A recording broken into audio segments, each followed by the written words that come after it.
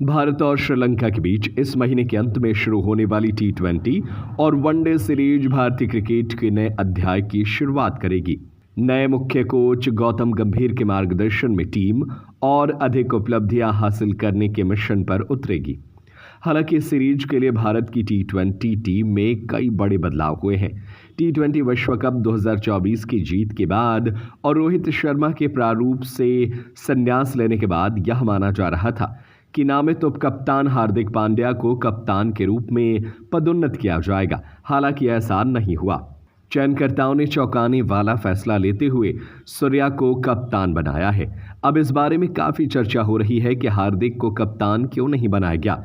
इसको लेकर Indian express की एक रिपोर्ट में बड़ा खुलासा हुआ है।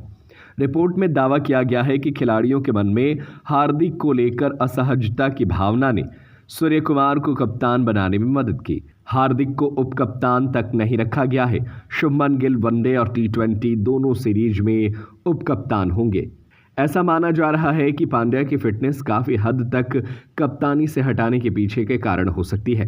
हालांकि अब इंडियन एक्सप्रेस की रिपोर्ट में दावा किया गया है कि खिलाड़ियों के विश्वास के कारण वोट सूर्य कुमार के पक्ष में गया।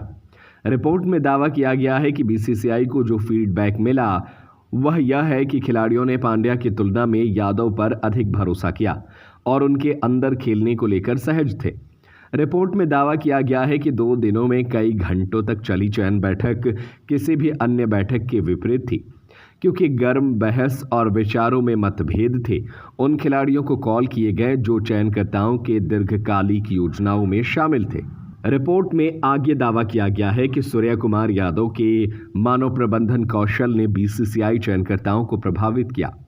जब ईशान किशन पिछले साल दक्षिण अफ्रीका दौरे के बीच में भारत की टीम छोड़ने वाले थे, तो ऐसा कहा जाता है कि सूर्य कुमार ने उन्हें वापस रहने के लिए मनाने की कोशिश की थी। बताया जाता है कि उन्होंने मौके का फायदा उठाने के लिए फ्रिंज खिलाड़ियों से बात की है। एक अन्य विचारधारा यह भी है कि सूर्य कुमार की बातचीत करने की शैली रोहित की तरह है और खिलाड़ी उनसे बात करने में सहज रहते हैं। उन्हें हार्दिक पर तरजीह देने के पीछे यह भी कारण बताया जा रहा है।